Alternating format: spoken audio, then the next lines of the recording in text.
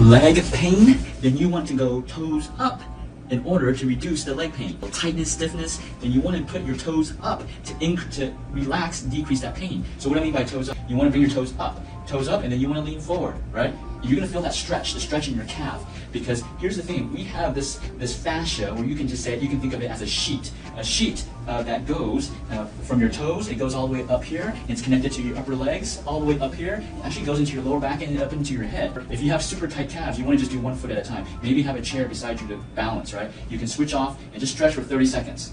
And then, if you have something like this, where you can get a chair up front or a counter, and you're going to put both of your toes, both toes up, right? And then try to stand up, You'll notice, man, it really stretches, right? You want to hold that for 30 seconds, right? You may start off like this because it hurts, and then slowly move up until where you can stand up straight. Because by the time you can stand up straight, and then you do that for 30 seconds, and then walk around, you'll notice your pain, your stiffness in your legs instantly goes away. So for ladies, you want to stand, shoulder width apart, lean against the wall, and you want to do calf raises up and down. You want to do about 40 to 50 2 times a day, okay? What this does is it gives you that definition of the calves, which makes your legs look sexier, right? For guys, you want to do it one leg. Okay, this increases the resistance, and that will increase the size of your calves. So you can run, protect your knees. You can jump up higher. You can run further. So you can switch legs. Guys, you want to go like this. Switch legs. Okay. So do this to get sexy legs. Back pain. In fact, I was thinking about seeing an orthopedic surgeon because my back was so bad that I couldn't get through the day. I was very concerned that I had damaged my back, and I couldn't sleep, I couldn't hardly walk, I couldn't bend over, I couldn't even pick up my purse, it was so bad. Okay, and how was the quality of your life affected by your back pain? Like I said, I just couldn't do anything. I was very concerned that I was gonna have to have back surgery. It was so bad. I ached from the time I got up till the time I went to bed, and even couldn't sleep well because it hurt so bad. I'm talking 180. Because of Jimmy Yin, I am a new person. I can carry my purse. In fact, I can just flip it on my back. I can do everything now. The pain is gone, totally gone.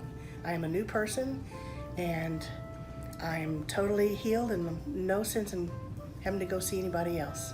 I recommend this place to anybody because, especially when you're in a lot of pain, come here first.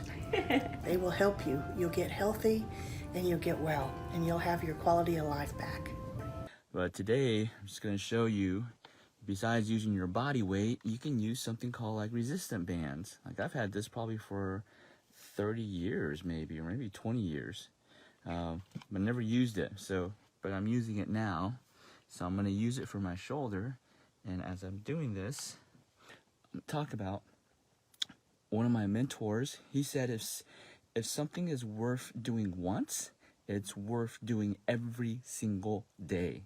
And I know, in the past when I was working out, like when I was in college, when I worked out, I would do like Monday, Wednesday, Friday, and then Tuesday, Thursdays, I would rest to give my body a little rest. And, I found out that I could sustain that for only a few weeks, maybe a few months. But I would end up stopping, I would end up not working out, which is why for this accountability challenge, I put working out every 7 days a week as my, something that I'm committing to. And so my mentor, 65 years old, works out every single day, best shape of his life, and, followed the rule. If it's worth doing once, it's worth doing every single day. You can see these resistant bands are strong, are hard too. But yeah, so the question may be, but what if I'm all sore? I'm tearing muscle cells, muscle tissue. Don't I need time to rest? Yes, you do.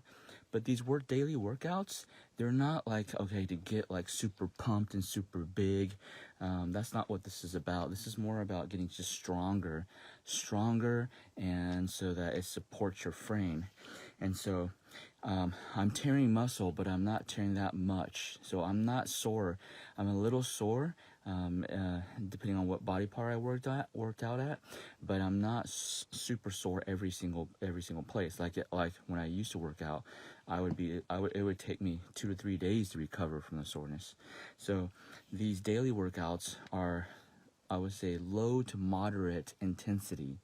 The key is the habit, getting in the habit of waking up every day at the same time, beating the sun up every single day at the same time, and getting into an exercise routine at this, on a daily basis. So if you do it 7 days a week, you will most likely continue to do it for the rest of your life. Does it become easier? I don't know yet. Today is still super hard, but I had to force myself to get up. So yeah, it's not easy. If being healthy and being fit was easy, then everybody would be healthy and fit, right? So hopefully, as I'm going through this journey, it'll shed some insight and shed some knowledge, information to you, so that you can start getting up daily to do exercise. I love exercise, but I usually like to do it at night, not in the morning. So before I do exercise, I stretch. Okay, I don't just jump in and just start doing weights and resistance. I stretch.